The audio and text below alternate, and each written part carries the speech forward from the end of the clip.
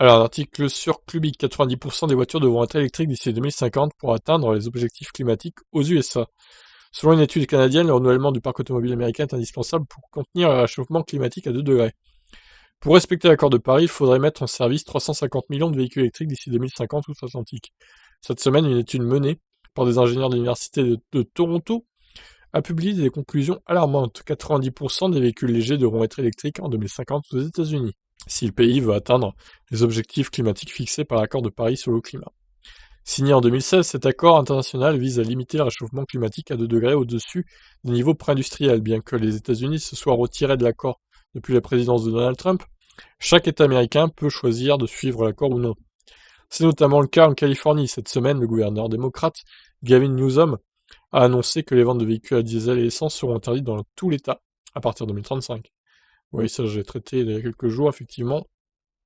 La fin des voitures à essence peut-elle vraiment se produire aux États-Unis? L'idée a émergé au cours des primaires démocrates où plusieurs candidats ont proposé que 100% des véhicules vendus soient électriques en 2035, voire avant.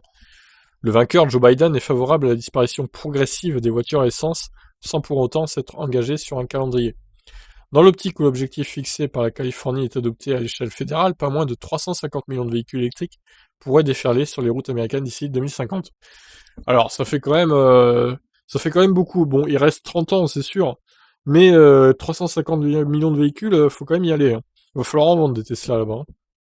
La révolution de la mobilité électrique appellerait néanmoins à de nouveaux défis. Une énorme hausse de la consommation électrique, 41% de la consommation totale d'électricité du pays, nécessite un développement des capacités de production d'électricité, tout comme des réseaux, sans compter l'approvisionnement en lithium et autres métaux rares, notamment le cobalt, essentiel à la fabrication des batteries.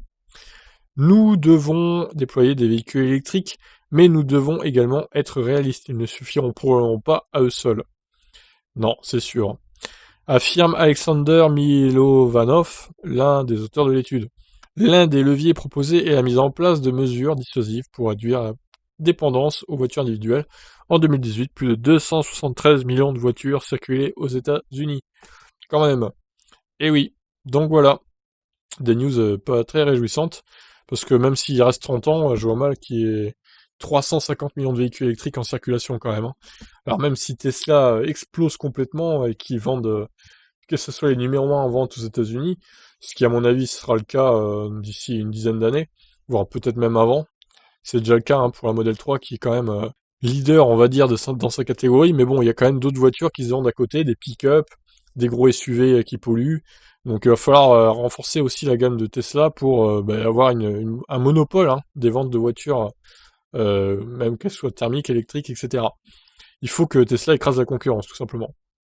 Je pense qu'ils y arriveront.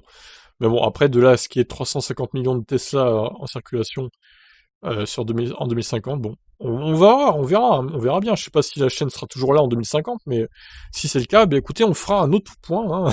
J'aurai 60 ans, mais je ferai un point sur Electib en 2050, on verra bien. Sur ce, je vous laisse réagir. Qu'en pensez-vous de cet objectif? Allez, ciao.